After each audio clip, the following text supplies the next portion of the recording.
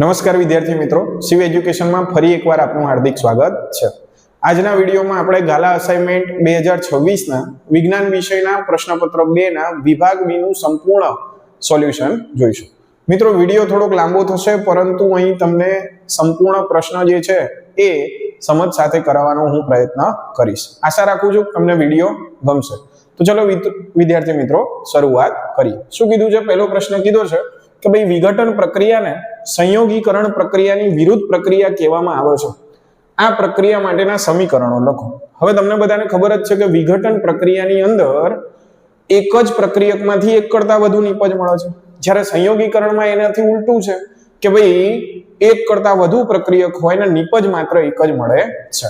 તો આ બંને વિરુદ્ધ પ્રક્રિયા થઈ ગઈ, એના સમીકરણ લખશું। તો ચલો જવાબ લખીએ। તો લખીએ કે ભાઈ વિઘટન પ્રક્રિયામાં માત્ર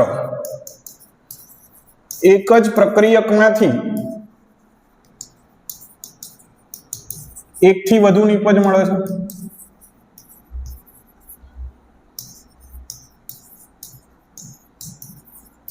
જ્યારે સંયોગીકરણ પ્રક્રિયામાં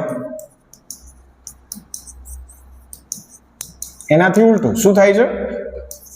એક કરતા વધુ પ્રક્રિયકમાંથી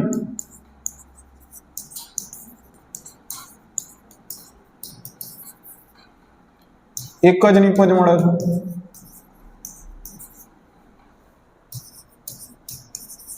આમ આ બંને વિરુદ્ધ પ્રક્રિયા છે।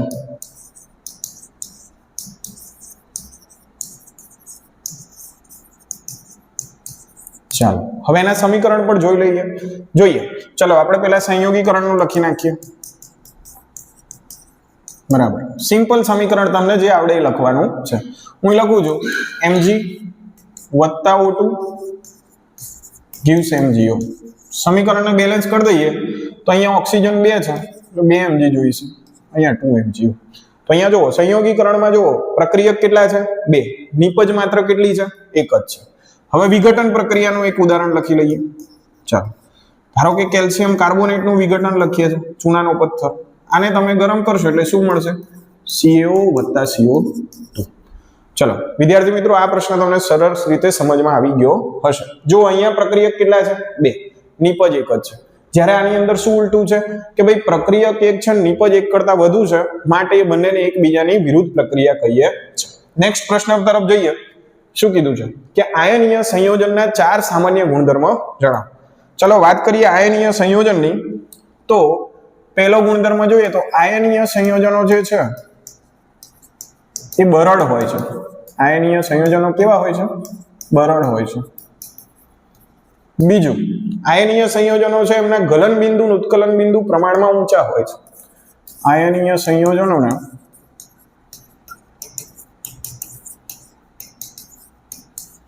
ગલન બિંદુ અને ઉત્કલન બિંદુ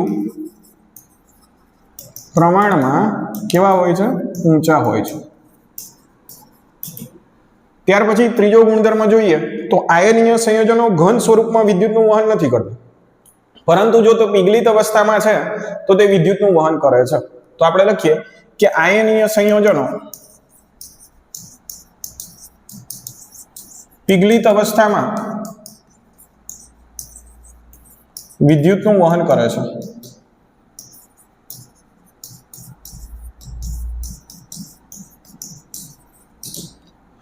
હવે આયનીય સંયોજનો ખરા ને, ધારો કે મીઠું છે તો મીઠું આયનીય સંયોજન છે, બરાબર।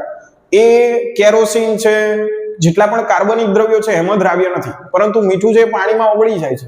કેમ? તો પાણી પણ શું છે? ધ્રુવીય સંયોજન છે, એમાં પણ છૂટા પડે। H2O હોય તો H+ OH- છૂટા પડે, અને NaCl માં પણ Na+ Cl- છૂટા પડે છે। તો બંને જે છે એ ધ્રુવીય સંયોજનો કહેવાય। તો એ બંને જે છે એકબીજામાં દ્રાવ્ય થશે, પણ મીઠું જે છે કેરોસીનમાં દ્રાવ્ય થશે નહીં। તો ચોથો ગુણધર્મ છે કે આયનીય સંયોજનો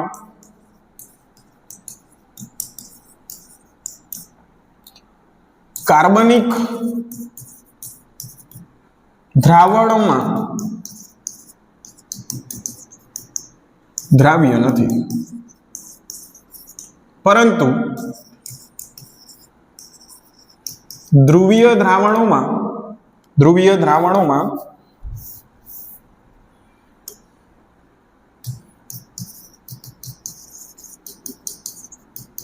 દ્રાવ્ય થાય છે,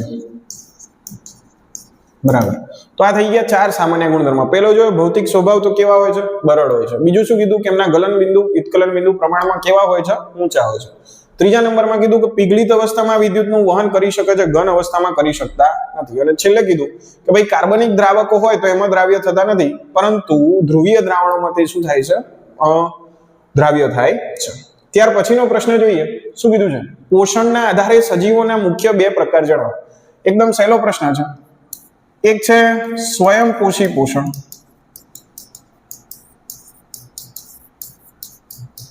હવે આમાં તમને ખબર જ હશે, આપણે ટૂંકમાં સમજાવી પણ દઈએ। અને બીજું છે વિષમપોષી પોષણ। સ્વયંપોષી એટલે શું, તમને ખબર જ હશે કે જે પોતાનો ખોરાક જાતે બનાવે છે। હવે એ પણ ખબર હશે કોણ બનાવે છે, તો વનસ્પતિ। કેવી રીતે બનાવે છે, તો પાણી અને કાર્બન ડાયોક્સાઇડનો ઉપયોગ કરી। તો આપણે લખશું કે ભાઈ જે સજીવો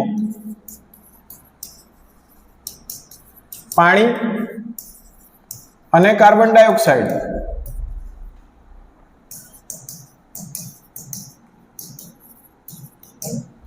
ઉપયોગ કરી પોતાનો ખોરાક બનાવે તો એ સ્વયંપોષી પોષણ દર્શાવે છે। બીજો પ્રકાર કયો છે, વિષમપોષી પોષણ। આ પ્રકારના સજીવો છે એ જટિલ કાર્બનિક પદાર્થોનો ઉપયોગ કરશે, એટલે કે જે પણ કોઈ આ બનાવશે, બરાબર, કાર્બોદિત પદાર્થો વનસ્પતિ છે એનો ઉપયોગ કરશે। તો આ પ્રકારના સજીવો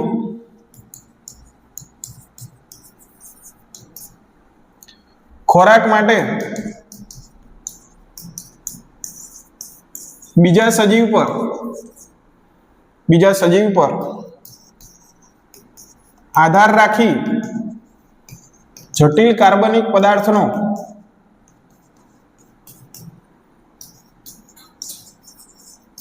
ખોરાક તરીકે ઉપયોગ કરે છે।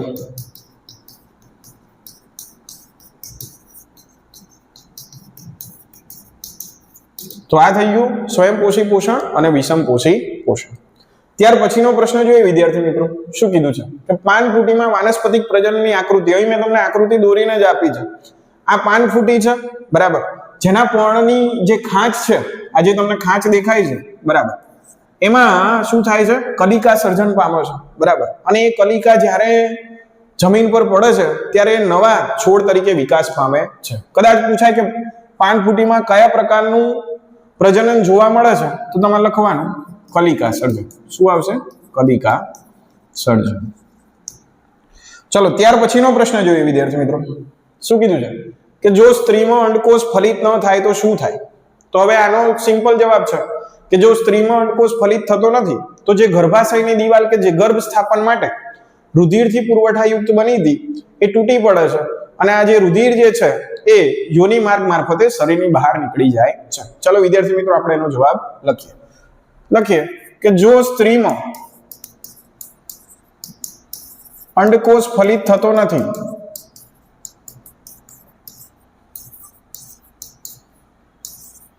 તો ગર્ભાશયની દીવાલ કે જે ગર્ભ સ્થાપન માટે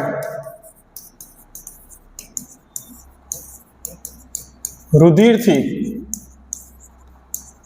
પુરવઠાયુક્ત બની હતી તે તૂટી જાય છે અને યોનિ માર્ગ મારફતે આ લોહી શરીરની બહાર નીકળી જાય છે।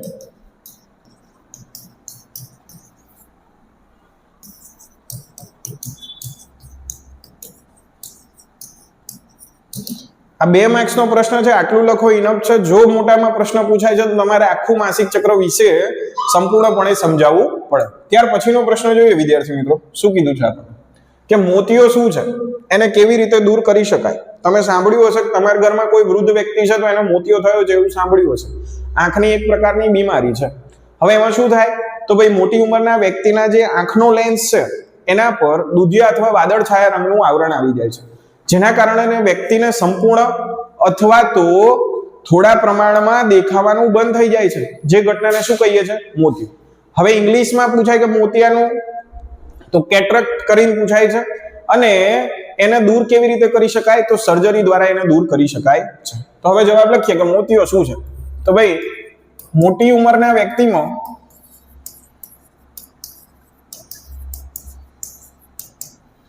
આંખના લેન્સ પર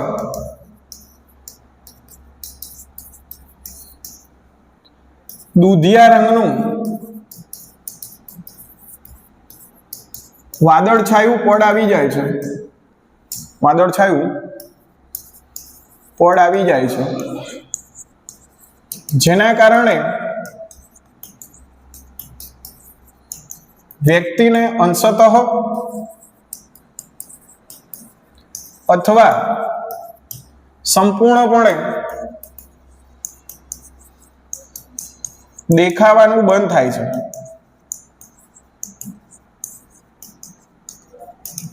આ ઘટનાને મોતિયો કહે છે. આ ઘટનાને શું કહે છે? મોતિયો કહે છે. હવે મોતિયો તો કહી દીધો, કોને કહેવાય? દૂર કરવા માટે શું કરી શકાય? કે ભાઈ આપણને 1 માર્ક્સનો પ્રશ્ન પણ પૂછ્યો છે કે ભાઈ એને દૂર કેવી રીતે કરવો? તો ભાઈ સર્જરી દ્વારા. શાના દ્વારા? સર્જરી દ્વારા આ મોતિયાને દૂર કરી શકાય છે, અને વ્યક્તિની દ્રષ્ટિ જે જતી રહી હતી અથવા તો અંશતઃ નહોતું દેખાતું એ સંપૂર્ણપણે જોઈ શકાય છે. આગલો પ્રશ્ન જોઈએ વિદ્યાર્થી મિત્રો. શું કીધું છે? દાખલો પૂછ્યો છે કે એક વિદ્યુત બલ્બના ફિલામેન્ટમાં 0.4 એમ્પિયર વિદ્યુત પ્રવાહ 4 મિનિટ સુધી વહે છે. હવે આ વિદ્યુત પ્રવાહ આપ્યો છે, તો લખીએ I બરાબર આપ્યું છે 0.4 એમ્પિયર. કેટલા મિનિટ સુધી વહે છે? 4 મિનિટ સુધી. તો T બરાબર કેટલા આપ્યા છે? 4 મિનિટ આપ્યા છે. હવે અહીંયા મિનિટમાં ચાલશે નહીં, આપણે એને સેકન્ડમાં ફેરવવું પડશે. તો 4 મિનિટની સેકન્ડ કેટલી થશે? 240 સેકન્ડ થશે. બરાબર. ત્યાર પછી કીધું છે કે પરિપથમાં વહન પામતો વિદ્યુત ભાર ગણો. શું કીધું છે? વિદ્યુત ભાર એટલે કે Q ગણવાનો કીધું છે. હવે આપણી જોડે સૂત્ર છે I બરાબર Q ના છેદમાં T. બરાબર. I કેટલો છે? 0.4 એમ્પિયર. Q ખબર નથી. T કેટલો છે? 240 સેકન્ડ. અહીંયા ભાગાકારમાં, અહીંયા આવશે તો ગુણાકારમાં. તો 0.4 ગુણ્યા 240 બરાબર Q. હવે 0.4 ને આપણે શું લખી શકશું? 4 ના છેદમાં 10 લખી શકશું, ગુણ્યા 240 બરાબર Q. Q એટલે વિદ્યુત ભાર થશે. ચલો 1 0 1 0 કેન્સલ. 24 ચોક કીધા છે, તો 24 ચોક કેટલા થશે? 96. તો તમારો જવાબ આવી ગયો 96 કુલમ. તો જોઈએ વિદ્યાર્થી મિત્રો, ખૂબ જ સિમ્પલ દાખલો છે. તમને રકમમાં ફેરફાર કરી શકો. ચોપડીમાં પણ આવો દાખલો આપ્યો જ છે ઉદાહરણમાં, પરંતુ એમાં સમય જુદો છે, વિદ્યુત પ્રવાહ જુદો છે. તો તમારે માત્ર સૂત્ર પર ધ્યાન રાખવાનું છે. બીજા નંબરમાં શું ધ્યાન રાખવાનું છે? બધા એકમ SI એકમમાં હોવા જોઈએ. બરાબર. મિનિટમાં આપ્યું હોય તો એને સેકન્ડમાં ફેરવવાનું ભૂલવાનું નથી. જો મિનિટ લઈને દાખલો ગણશો તો તમારો જવાબ ખોટો આવશે. ચલો હવે આગલો પ્રશ્ન જોઈએ. શું કીધું છે? કે ઘર વપરાશના વિદ્યુત ઉપકરણને પરિપથમાં શ્રેણીમાં શા માટે જોડવામાં આવતા નથી? 2 પ્રકારના જોડાણ હોય છે. એક હોય શ્રેણી જોડાણ અને બીજું હોય છે સમાંતર જોડાણ. જો શ્રેણીમાં જોડે તો દરેક ઉપકરણને જોઈતા વોલ્ટેજ સરખા ના મળે. બરાબર. તો જેથી દરેક ઉપકરણ સરખું કામ ના કરી શકે.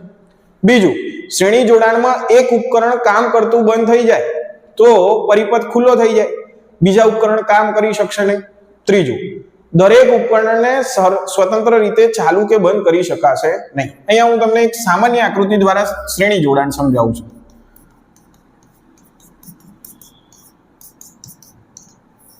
આ જે છે પરિપથમાં સમજો કે ધારો કે 3 ને શ્રેણીમાં જોડ્યા છે. બરાબર.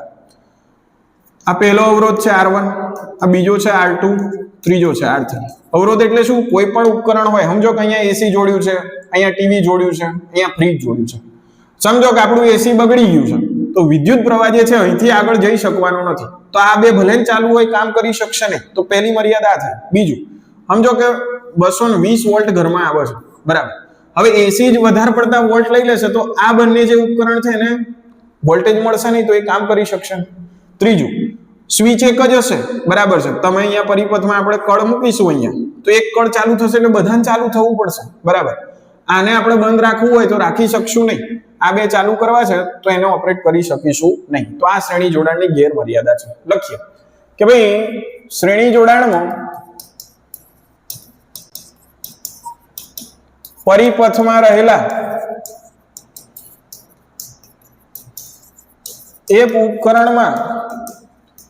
ઉપકરણ બંધ થતા પરિપથ ખુલ્લો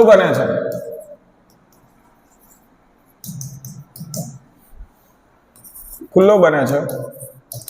માટે બીજા ઉપકરણ પણ કાર્ય કરી શકતા નથી.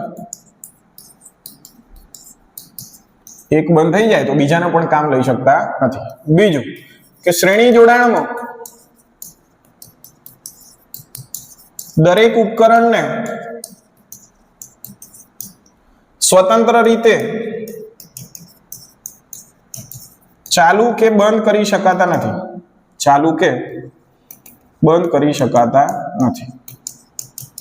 તમારે બધાને એક સાથે ચાલુ રાખવા પડે કાં તો બધાને એક સાથે બંધ રાખવા પડે, જરૂર હોય કે ના હોય તો પણ. ત્રીજું કે શ્રેણી જોડાણમાં બધા ઉપકરણના પ્રમાણમાં વોલ્ટેજ વહેંચાઈ જાય છે. જેના કારણે દરેક ઉપકરણ સરખી કાર્યક્ષમતાથી કાર્ય કરી શકતા નથી.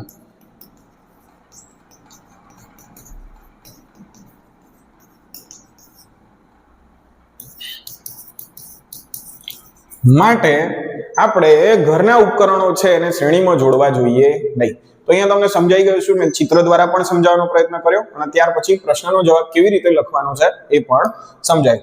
ત્યાર પછીનો પ્રશ્ન જોઈએ વિદ્યાર્થી મિત્રો. શું કીધું છે?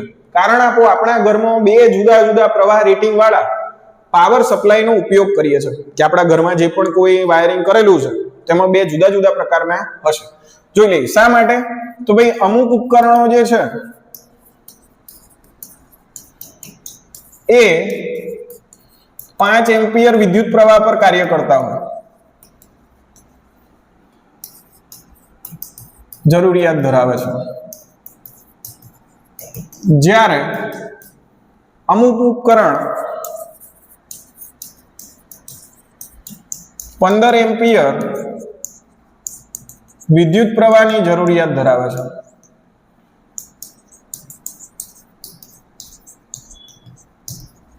જો બધાને એકમાં જોડી દઈએ બરાબર, તો જેને 15 એમ્પિયરની જરૂર છે એ 5 એમ્પિયરમાંથી પ્રવાહ પસાર થવા જાય શું થશે? ઓવરલોડિંગ. જો અલગ જોડાણ ન કરવામાં આવે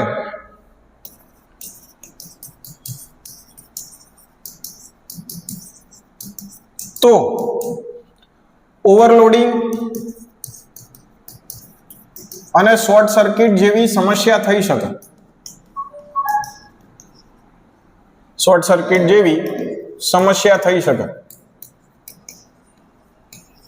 આ નિવારવા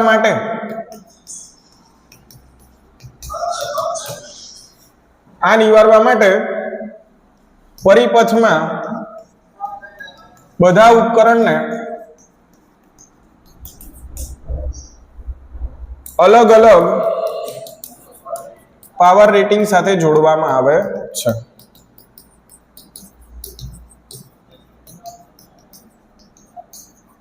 ચાલો, આશા રાખું છું વિદ્યાર્થી મિત્રો પ્રશ્ન સમજમાં આવી ગયો હશે.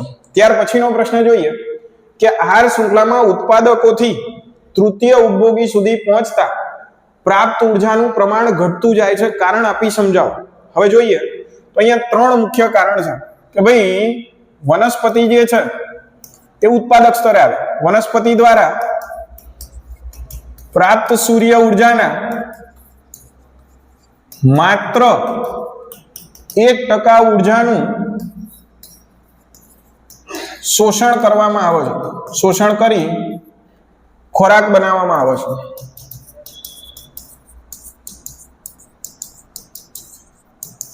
બીજું કે ભાઈ દરેક પોષક સ્તરે, કાં તો વનસ્પતિ ઉત્પાદક સ્તરે થયું, દરેક પોષક સ્તરે પ્રજનન, વૃદ્ધિ તેમજ બીજી જે જૈવિક ક્રિયાઓ છે, પ્રજનન, વૃદ્ધિ તેમજ બીજી જૈવિક ક્રિયાઓ માટે ઉર્જાનો વ્યય થાય છે.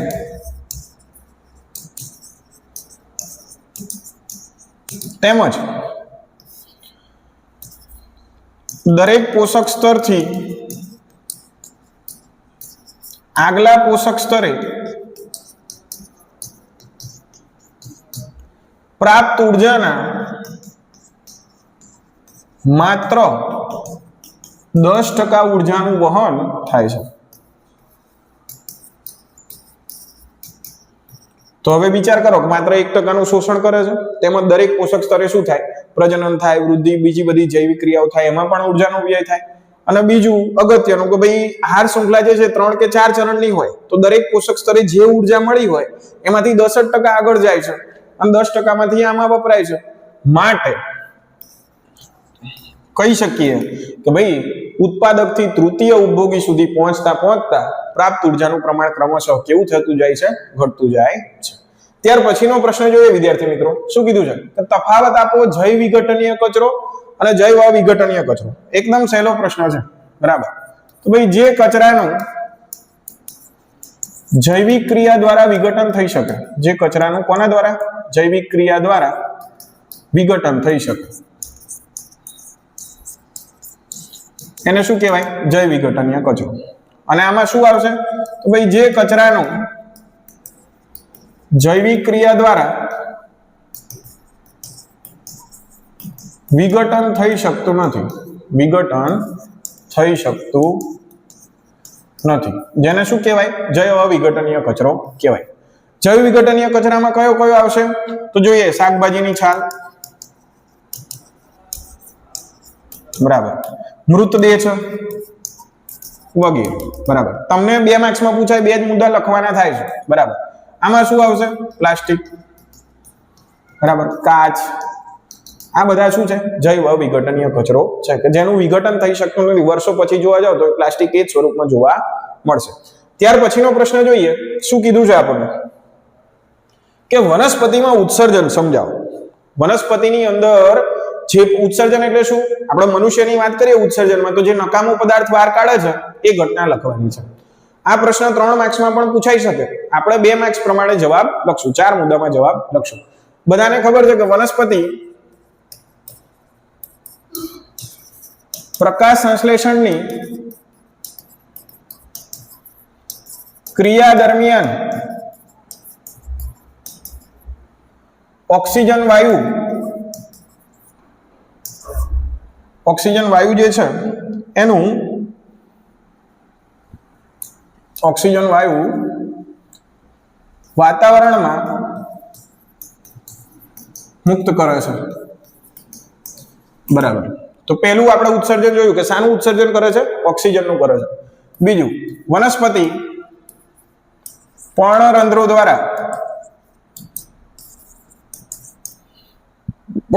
દ્વારા નહીં પણ પર્ણરંધ્રોની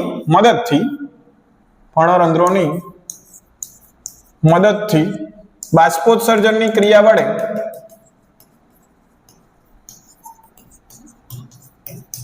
પાણી ગુમાવવાનું કાર્ય કરે છે. માટે તો આપણે વનસ્પતિ નીચે શું અનુભવીએ છીએ? ઠંડક અનુભવીએ છીએ. ત્રીજું જોઈએ તો તમે જોયા હશે ઘણી વનસ્પતિના પર્ણો કરમાઈ જાય છે ત્યારે પીળા રંગના થાય છે, એટલે કે નકામા ઉત્સર્ગ દ્રવ્યો છે એનું પર્ણમાં સંગ્રહ કરે છે, જેના કારણે પર્ણો ખરી પડે છે. વનસ્પતિ નકામા ઉત્સર્ગ દ્રવ્યોનો પર્ણમાં સંગ્રહ કરે છે, જેના કારણે પર્ણ શું થાય છે? ખરી પડે છે, બરાબર. તો એક આ થઈ ગયું. ત્યાર પછી વાત કરીએ કે વનસ્પતિ જે છે એ અમુક રેઝિન, ગુંદર જેવા ઉત્સર્ગ દ્રવ્યોનો જૂની જલવાહક પેશીમાં સંગ્રહ કરે છે.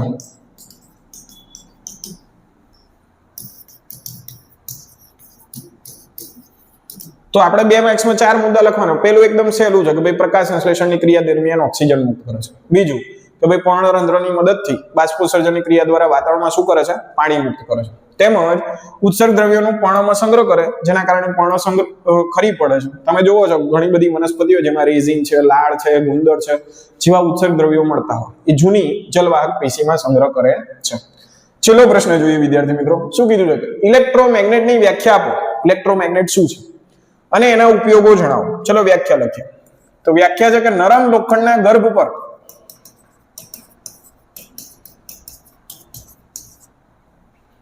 અલગ કરેલા તાંબાના તારને કૂચડા સ્વરૂપે વીંટાળી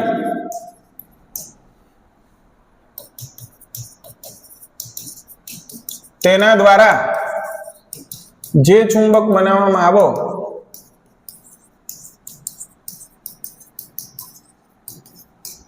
તેને શું કહીએ છીએ આપણે?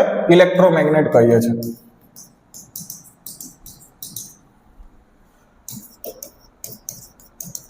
હવે આનો ઉપયોગ ક્યાં થઈ શકે?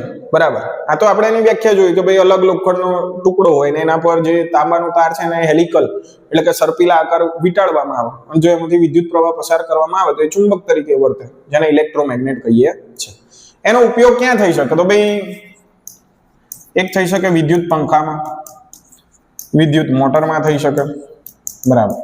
બીજું લોખંડની મોટી ગડરો ઊંચી કરવા માટે.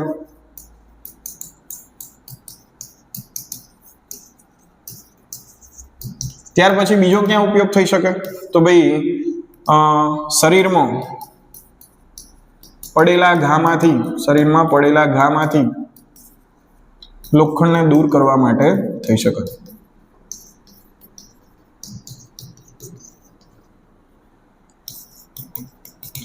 તો વિદ્યાર્થી મિત્રો, અહીં આપણે પ્રશ્નપત્ર 2 ના વિભાગ બી નો બધા જ પ્રશ્નોનું એકદમ ડિટેલમાં સંપૂર્ણપણે સોલ્યુશન જોયું.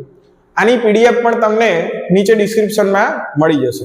જો વિદ્યાર્થી મિત્રો વિડીયો ગમ્યો હોય તો વિડીયોને લાઈક કરો, શેર કરો અને ચેનલને સબસ્ક્રાઇબ કરો. Thank you.